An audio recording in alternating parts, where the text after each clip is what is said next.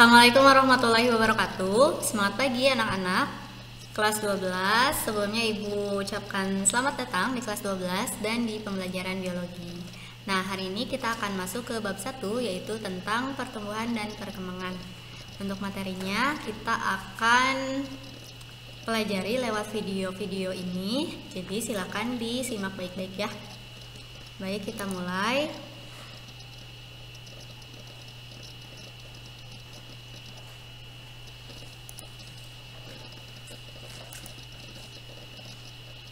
Ya, ini dia materi tentang pertumbuhan dan perkembangan tumbuhan. Untuk bab 1 ini, pertumbuhan dan perkembangan, dibagi dua ya, ada yang tumbuhan dan hewan, tetapi kita akan belajar lebih banyaknya di pertumbuhan dan perkembangan pada tumbuhan. Karena kalau hewan, fisiologi hewan itu sudah kalian pelajari di kelas 11 kemarin. Oke, kita mulai. Ini adalah peta konsep dari bab 1 yang akan kita pelajari.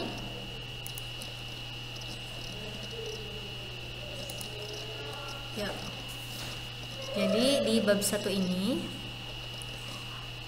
kita akan mempelajari pertama apa itu perbedaan pertumbuhan dan perkembangan, kemudian perkecambahan yang terbagi menjadi epigeal dan hipogeal, kemudian jenis pertumbuhan, ada pertumbuhan primer dan pertumbuhan sekunder, kemudian pembungaan juga, dan terakhir faktor-faktor yang mempengaruhi pertumbuhan dan perkembangan. Ada faktor eksternal dari luar yang bisa berupa nutrisi, cahaya, suhu, kelembaban, ataupun aerasi, dan ada juga faktor internal yang berupa gen dan hormon. Nah, itu adalah garis besarnya. Sekarang kita akan lanjutkan pada materi pertama, yaitu perbedaan antara pertumbuhan dan perkembangan.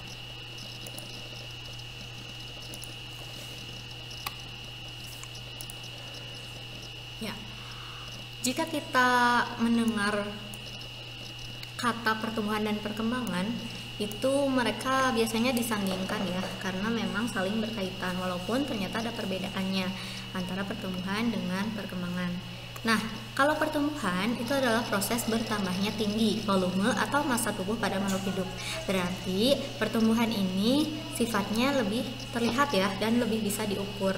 Misalnya ketika kita baru dilahirkan itu hanya beberapa puluh senti saja misalnya, kemudian tumbuh tambah tinggi sampai akhirnya misalnya ada yang 170 cm misalkan ya, itu pertumbuhan. Sedangkan kalau perkembangan biasanya itu tidak terlihat dari ukuran, tetapi lebih pada proses diferensiasi. Tahu diferensiasi itu, jadi sel-selnya atau jaringan-jaringannya sudah punya fungsinya masing-masing ya. Kemudian pembentukan organ atau organogenesis, dan diakhiri dengan terbentuknya individu baru yang lebih lengkap dan lebih dewasa. Atau dalam kalimat lain kita bisa menggunakan definisi perkembangan itu adalah proses menuju kedewasaan. Nah, kemudian pertumbuhan karena dia bisa diukur, ada satuannya.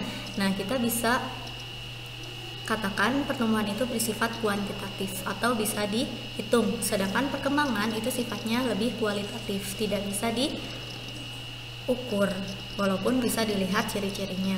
Kemudian irreversible kalau pertumbuhan, atau tidak bisa balik. Misalnya ketika kalian sekarang sudah tinggi, yang memungkinkan jadi lebih pendek lagi gitu kan ya, itu pertumbuhan. Sedangkan kalau reversible, perkembangan itu bisa kembali lagi. Misalnya nih, kalau pada perempuan disebut dewasa apabila sistem reproduksinya sudah berkembang ya, yang ditandai dengan keluarnya darah haid atau menstruasi.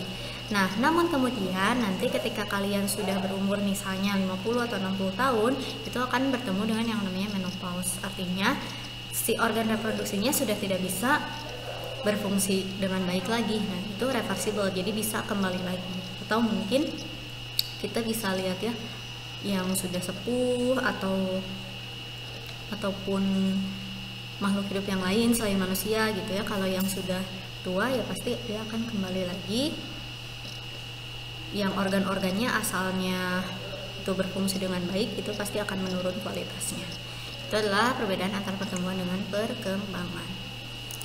Selanjutnya kita akan berbicara tentang biji ya. biji pada tumbuhan tentu saja pertumbuhan dan perkembangannya dimulai dari biji. Nah, kalian sudah mempelajari di kelas 10 kalau pada tumbuhan berbiji itu dibagi menjadi dua. Ada dikotil yang berkotiledon atau berkeping biji 2 dan monokotil yang berkeping biji 1. Nah, di sini sudah ada dua gambar. Yang atas itu adalah contoh biji dikotil, yaitu kacang merah ya. Dan yang di bawahnya adalah contoh tumbuhan monokotil. Kita ambil jagung. Nah, di sini sudah ada bagian-bagian biji dikotil. Ada kotiledon yang merupakan cadangan makanan untuk pertumbuhan embrio. Kemudian embrionya sendiri itu ada bagian bawah atau hipokotil dan ada bagian atas atau epikotil. Nah, yang bagian atas itu ada plumula, nanti dia akan tumbuh menjadi daun pertama. Nah, kalau khawatir lupa ditulis ya, karena tidak semua yang ibu katakan itu ada di PPT. Kemudian yang hipokotil bagian bawahnya itu ada radikula, nanti dia akan tumbuh menjadi akar. Kalian ingat-ingat, radix itu adalah akar. Kemudian dia juga punya kulit biji, testa ya. Nah, itu bagian-bagian dari dikotil. Sedangkan bagian-bagian dari monokotil, dia hanya punya satu kotiledon atau skutelum ya. Kotiledon untuk cadangan makanan juga sama. Kemudian ada cadangan makanan yang lain yaitu endosperma. Ada jaringan buahnya juga, ada kulit bijinya. Terus ada embrionya ya. Embrio itu ada epikotil bagian atas, bagian embrio bawah ada hipokotilnya juga, dan bagian bawahnya ada radikula yang nanti tumbuh menjadi akar juga, tetapi dia ditutupi oleh selaput yang namanya koleoriza. Dan plumula atau calon daun pertama itu juga ditutupi oleh selaput yang disebut koleoptil. Nah, itu struktur biji. Mudah-mudahan bisa dipahami. Kalau ada yang belum paham bisa ditanyakan saat Zoom ya. Selanjutnya, biji ini ketika dia terkena air, dia akan tumbuh berkembang yang disebut berkecambah. Nah, ini adalah proses berkecambahan. Proses berkecambahan itu ada peristiwa fisiologis atau berfungsinya alat-alat tubuh ya, dan juga morfologis, bentuknya ya, dari bentuk luarnya terlihat. Nah, ada beberapa peristiwa, ada imbibisi atau masuknya air ke dalam biji. Kemudian ada hidrasi jaringan, jaringannya terkena air, ada absorpsi oksigen, menyerap oksigen, mengaktifkan enzim pencernaan, transport molekul.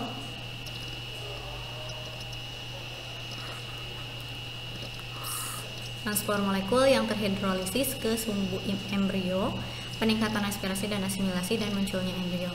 Nah, biar lebih paham, coba kalian perhatikan gambar yang ada di layar. Yang pertama itu di sini ada biji, ada endospermanya, ada lapisan aleron yang menyelubungi endosperma. Nah, dan juga embrionya ya.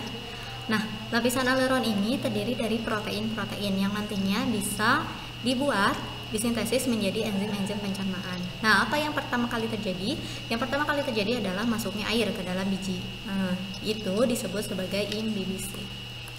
Kemudian, air tersebut akan mengaktifkan hormon giberelin yang ada di dalam biji. Mengaktifkan hormon giberelin. Selanjutnya, hormon giberelin ini akan memecah lapisan aleron. Nah, yang ini ya, dipecah, dijadikan enzim. Tadi kan aleronnya banyak proteinnya ya, dijadikan enzim. Kemudian enzim-enzim inilah yang akan mengubah amilase, misalnya amilase enzimnya ya. Amilase mengubah amilum di dalam endosperma atau kotiledon menjadi gula atau glukosa untuk selanjutnya diubah menjadi energi untuk pertumbuhan embrio. Di sini kalian bisa lihat radikulanya, dia lama-lama tumbuh menjadi bagian akar. Itu adalah proses perkecambahan. Selanjutnya, perkecambahan itu karena tadi jenis bijinya berbeda, maka perkecambahannya pun berbeda. Ada perkecambahan epigeal dan hipogeal. Ada di gambar yang ada di layar kalian ya. Nah, yang ini perkecambahan epigeal. Epi itu kalian masih ingat, epi itu atas ya, sedangkan hipo itu bawah. Nah, apa maksudnya epi itu atas? Maksudnya geal itu geo itu tanah ya, jadi kotiledonnya itu terangkat ke atas tanah. Nih contohnya seperti ini, bagian biji dikotil, kemudian hipokotilnya itu tumbuh menjadi akar ya, si radikulanya, kemudian lama-lama dia melengkung ya, tumbuh dan kita bisa melihat si kotiledonya ada di atas tanah. Coba kita bandingkan dengan yang hipogeal atau pada tumbuhan monokotil. Nah, dia hipokotilnya memang tumbuhnya begini ke atas ya, epikotilnya tumbuh ke atas. Maksudnya hipokotilnya tumbuh ke bawah, epikotilnya tumbuh ke atas. Lama-lama dia tumbuh si epikotil ya menjadi batang, kemudian muncul plumula dan daun dan lain sebagainya. Hipokotil pun dia tumbuh menjadi akar, namun kita bisa melihat bahwa si kotiledon ini tetap ada di bawah tanah, tidak terangkat ke atas. Itulah yang dinamakan terkecambahan hipogeal. Contohnya mana Bu? Contohnya pada tumbuhan-tumbuhan monokotil ya. Masih ingat kan ya apa yang termasuk tumbuhan monokotil dan dikotil. Oke, kita akan lanjutkan. Sekarang kita masuk ke jenis pertumbuhan pada tumbuhan berdasarkan arahnya. Jadi tumbuhan dikotil khususnya ya, itu bisa tumbuh ke arah atas ataupun bawah, bertambah tinggi, dan bisa juga ke pinggir. Kalau yang bertambah tinggi itu namanya pertumbuhan primer. Nah, pertumbuhan primer ini terjadi pada ujung-ujung akar dan ujung batang, karena di sana itu ada jaringan meristem primer. Nah, kita bisa melihat di sini ada ujung akar. Si ujung akar ini kita bisa bedakan menjadi 3 zona. Ada zona yang paling bawah itu zona pembelahan sel. Ya, di situ ada meristem apikal atau meristem primer, kemudian ada tudung akar, kaliptra ya. Nah, kemudian di zona pemanjangan, kalau tadi kan zona pembelahan berarti sel-selnya meristem yang masih belum berdiferensiasi. Mereka masih sama semua ini, sama bentuknya, sama fungsinya, hanya untuk membelah saja. Nah, lama-lama mereka akan tumbuh ke zona pemanjangan atau elongasi. Nah, di zona pemanjangan ini sudah mengarah gitu ya, sudah mengarah pada diferensiasi walaupun masih awal. Nah, ada yang disebut prokambium, nanti dia akan tumbuh menjadi kambium. Kemudian ada meristem dasar, nanti dia akan tumbuh menjadi korteks dan endodermis, serta ada protoderm yang nantinya akan tumbuh menjadi epidermis. Nah, selanjutnya yang bagian atasnya itu ada zona pematangan. Nah, kalau di zona pematangan atau zona diferensiasi, si sel-sel meristem itu sudah punya fungsinya masing-masingnya, sudah terdiferensiasi. Ada yang jadi epidermis, dia punya rambut akar, ada yang korteks, ada stele atau silinder pusat. Di situ sudah ada silem, sudah ada yang menjadi silem dan flum gitu. Nah, itu adalah zona pada ujung akar. Sedangkan pada ujung batang itu juga sama ya. Ada zona meristematik untuk membelah terus-menerus. Di situ juga ada tunas daun dan meristem apikal. Kemudian ada zona pemanjangan atau elongasi ya, di situ ada perikambium juga yang nantinya pada zona diferensiasi akan tumbuh menjadi kambium. Nanti si kambiumnya akan menghasilkan silem sekunder dan flum sekunder. Nah, sedangkan yang tadi yang meristem duct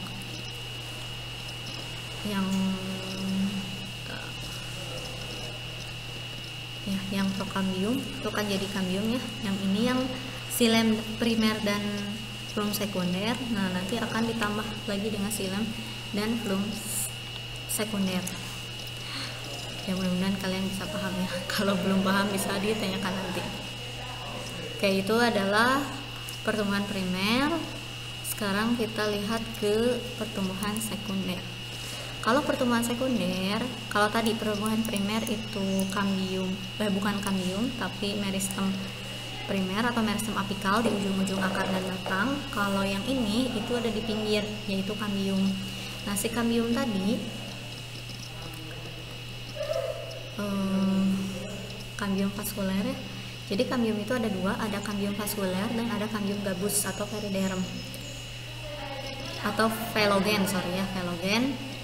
Kalau kambium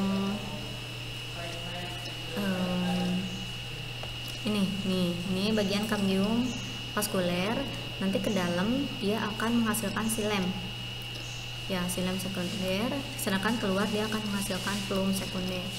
Nah, di sini kita bisa melihat perbedaan antara silem ada yang tipis dan ada juga silem yang tebal.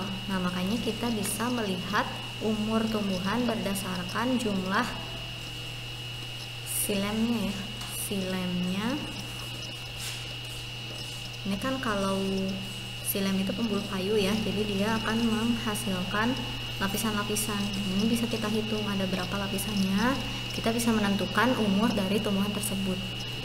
Nah, satu lagi Cambium gabus atau Velogen, dia akan menghasilkan jaringan gabus, velum dan periderm gitu. Oke, kita lanjutkan. Lanjut ya.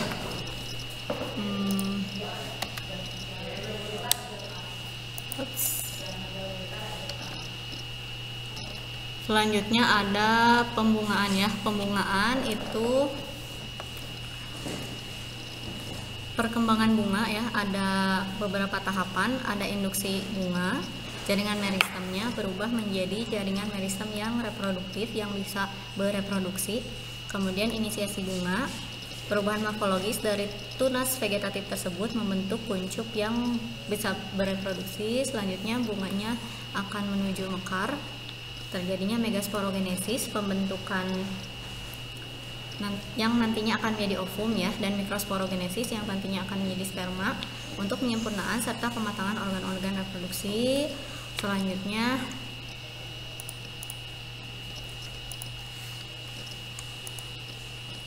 ada bunganya mekar ya,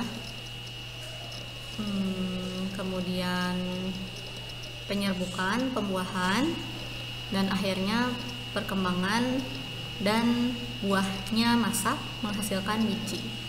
Ada endospermanya, saluran makanan, dan juga embrionya. Nah, itu adalah proses pembungaan. Oke.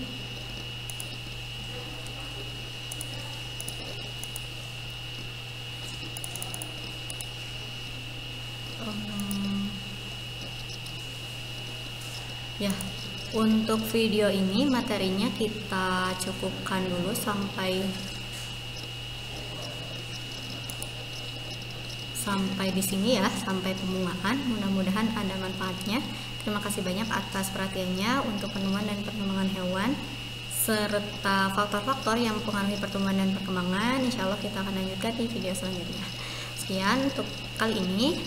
Terima kasih atas perhatiannya. Assalamualaikum warahmatullahi wabarakatuh.